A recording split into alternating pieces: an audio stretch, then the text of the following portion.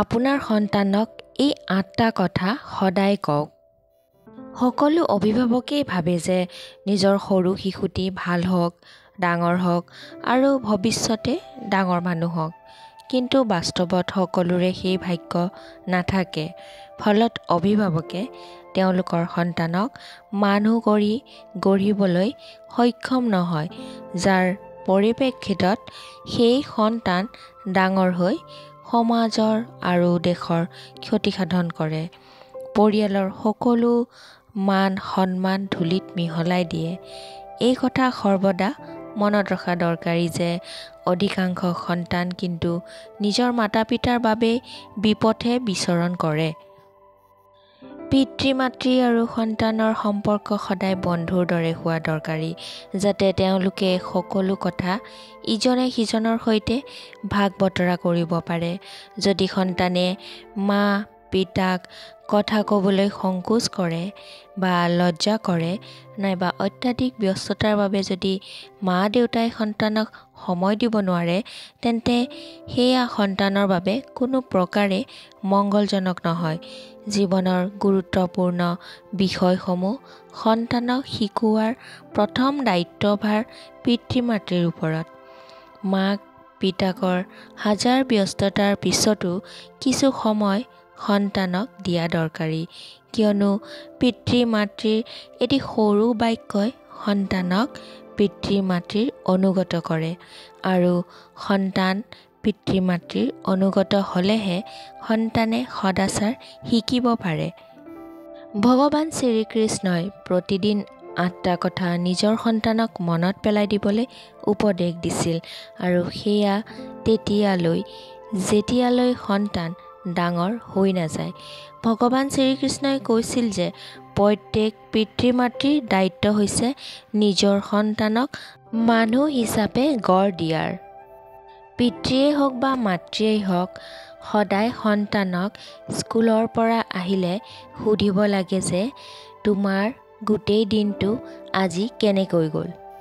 অৰ্থাৎ সন্তানৰ প্ৰতিদিনৰ কামৰ প্ৰতি পিতৃ মাতৃয়ে আগ্ৰহ প্ৰকাশ কৰা দৰকাৰী। এই প্ৰশ্ন কৰাৰ ফলত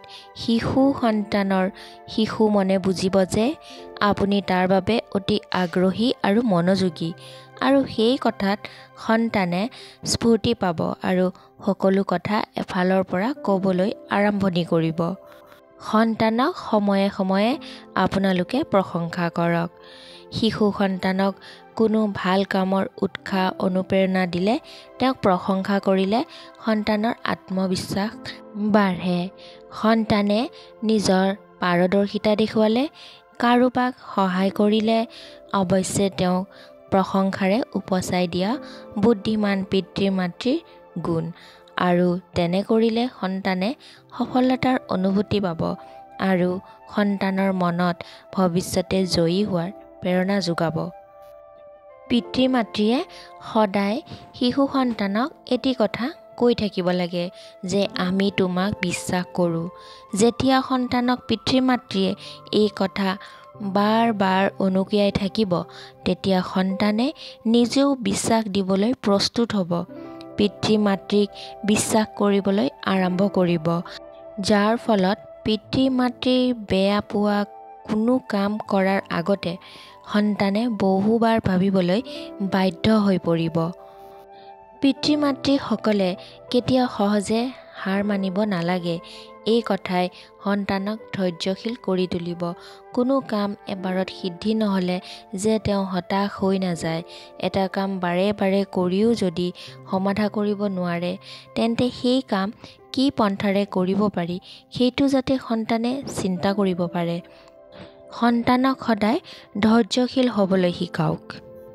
পিতৃ মাতৃসকলে সন্তানক সদায় কওক যে মই তোমাক বহুত ভাল পাওঁ। প্ৰতিজন পিতৃ মাতৃয়ে নিজৰ সন্তানক সদায়ে ভাল পায়, কিন্তু সেই কথা কেতিয়াও প্ৰকাশ কৰা নাযায় তেওঁলোকৰ ওচৰত। কিন্তু সন্তানৰ সন্মুখত এই কথা সদায় আপোনালোকে প্ৰকাশ কৰক। প্ৰতিদিনে এই কথা যিসকল পিতৃ মাতৃয়ে প্ৰকাশ কৰি থাকে সন্তানৰ ওচৰত, তেওঁলোক অতি বুদ্ধিমান। সন্তান কেতিয়াবা খং আৰু ক্ষোভত থাকিলেও তেওঁক জোৰকৈ সাবটি ধৰি কওক যে মই তোমাক ভাল পাওঁ। দেখিব নিমিষতে তেওঁৰ খং কমি গৈছে। সন্তানে যদি কেতিয়াবা খং কৰি থকা দেখা পাইছে, তেতিয়া তেওঁলোকক আপোনালোকে ভালদৰে বুজাবলৈ চেষ্টা কৰক আৰু খং কিহৰ কাৰণে উঠিছে সেইটো জানিবলৈ চেষ্টা কৰক। পিতৃ মাতৃসকলে আৰু এটি কথা সন্তানসকলক ক'ব লাগে যে সদায় আনক সহায় কৰিব লাগে। সামাজিক হওক, মানসিক আচৰণেই হওক, সেইবোৰ শিশুক শিকোৱাৰ দায়িত্ব পিতৃ মাতৃৰ। সন্তানক আনৰ প্ৰয়োজনত সহযোগী হ'বলৈ সদায় প্ৰেৰণা দিব। তেতিয়াহে তেওঁ নিজৰ প্ৰয়োজনত যে আনৰ পৰা সহায় পাব সেই কথা শিকিব।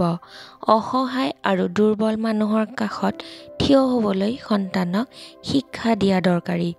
সন্তানক বুজাই দিয়া দৰকাৰী যে ভাল কামৰ ভাল ফল আৰু বেয়া কামৰ পৰিণতি সদায় যে ভয়ংকৰ।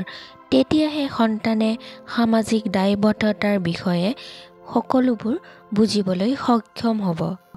পিতৃ মাতৃসকলে শিশু সন্তানৰ মতামতক গুৰুত্ব দিয়া দৰকাৰী।